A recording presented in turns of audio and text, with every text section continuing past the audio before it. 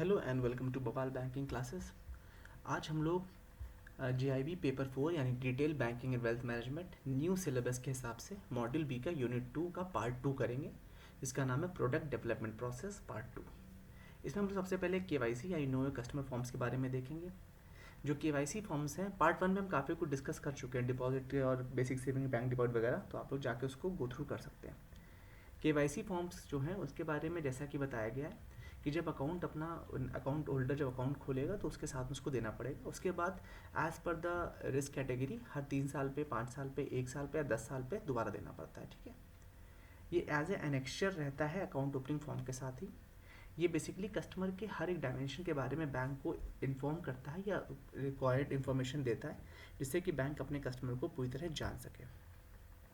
Before moving further, please go through the copyright disclaimer that this video is for educational purposes only.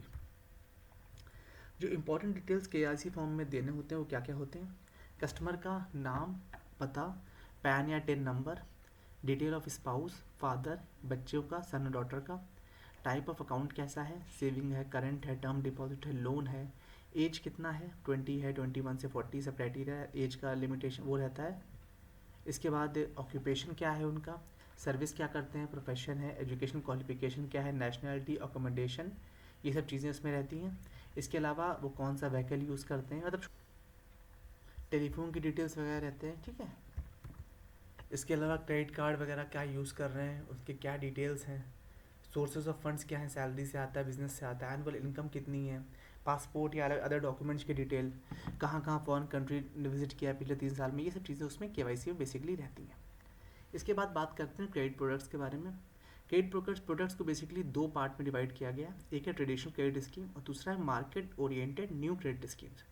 तो जो traditional credit products हैं वो basically CC accounts यानी crash credit accounts होते हैं business purpose के लिए। ठीक है, जो में फिक्स क्रेडिट लिमिट्स रहती हैं और वो फ्रीली ऑपरेट कर सकते हैं।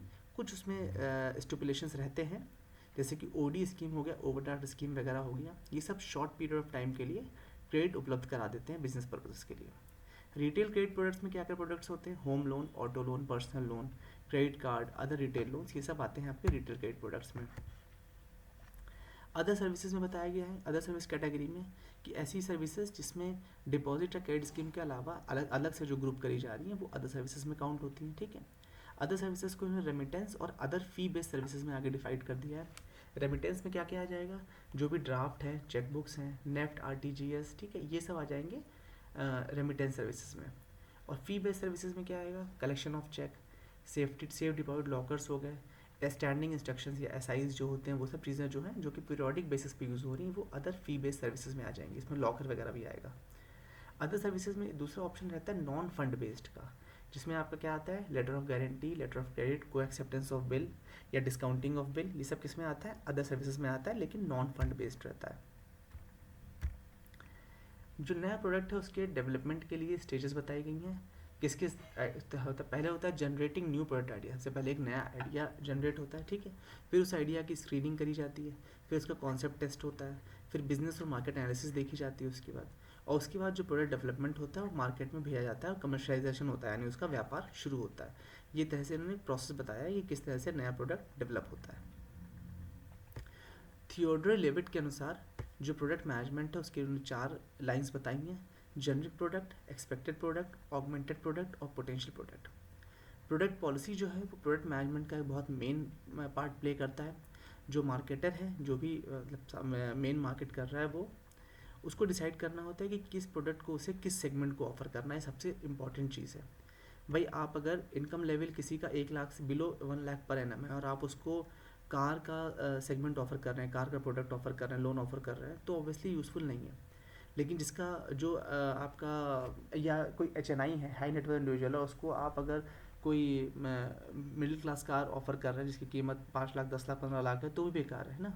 तो इसलिए किस सेगमेंट को कौन सी चीज़ ऑफर करनी है ये मार्केटर को देखना पड़ता है। ठीक है, उसकी डिमांड के हिसाब से। साथ ही साथ जो कस्टमर बेस होता है वो काफ़ी बड़ा होता है। ठीक है, तो प्रोडक्ट लाइन जो है वो होमोजेनियस नीड्स सबकी फुलफ़िल करनी चाहिए, जिससे कि जो अगर कस्टमर बेस हेट्रोजीनियस भी है तो भी उनकी सेगमेंट की पूरी डिमांड फुलफ़िल हो सके। ठीक है, अदरवाइज जो प्रोडक्ट रेंज है वो बहुत ज़्यादा फ्रूटफुल नहीं होगी। मार्केटर को एक प्रोडक्ट पॉलिसी डेवलप करनी चाहिए कि इन सारे कॉन्सेप्ट्स को यूज़ करते हुए, जिससे कि वो सही प्रोडक्ट सही सेगमेंट तक पहुंचा सके। जैसे कि एक तो अप्रेजल ऑफ प्रोडक्ट लाइन करना चाहिए, इंडिविजुअल प्रोडक्ट्स को अलग अलग अप्रेज करना चाहिए, मतलब उसकी जांचना चाहिए उसको। प्रोडक्ट डिफ्रेंसिएशन के लिए डिसीजन लेने चाहिए, प्रोडक्ट की पोजिशनिंग सही होनी चाहिए, ब्रांड डिसीजंस होने चाहिए, पैकेजिंग कैसी होगी ये डिसाइड करना, और साथ ही साथ नए प्रोडक्ट डेवलप करना। ठीक है, with this we have come to an end. Hope you like the session. See you in the next video. Thank you so much for your valuable time.